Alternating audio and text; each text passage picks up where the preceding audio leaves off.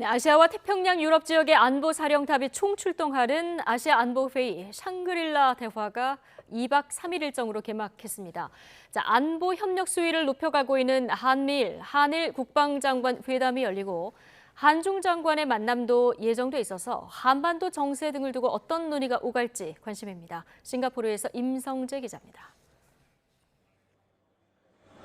우리나라와 미국, 일본, 중국을 비롯해 아세안, EU 등 40여 개 나라 국방장관과 안보 전문가가 총출동하는 아시아 안전보장회의, 이른바 샹그릴라 대화.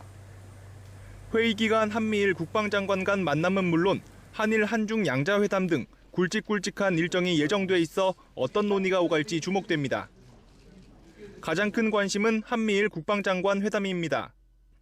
3국 안보협력 강화 기조 속에 북한 탄도미사일에 대한 실시간 경보정보 공유 체계를 마련하기 위한 구체적인 방안이 도출될 수 있을지 이목이 쏠리고 있습니다.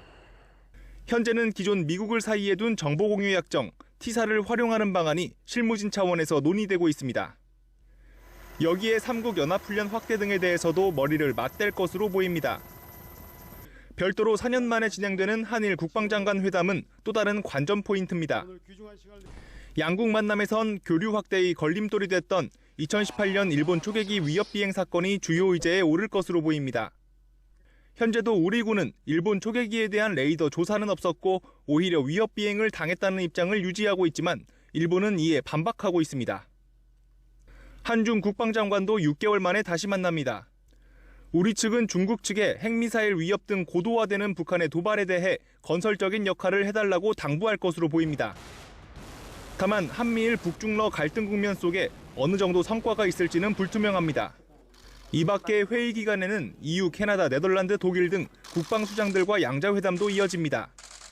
본회의에서 우리나라는 북한 핵미사일 문제에 대한 국제사회의 지지와 협력을 당부할 예정으로 북한 인권 문제에 대해서도 거론할 예정인 것으로 알려졌습니다. 싱가포르에서 YTN 임성재입니다.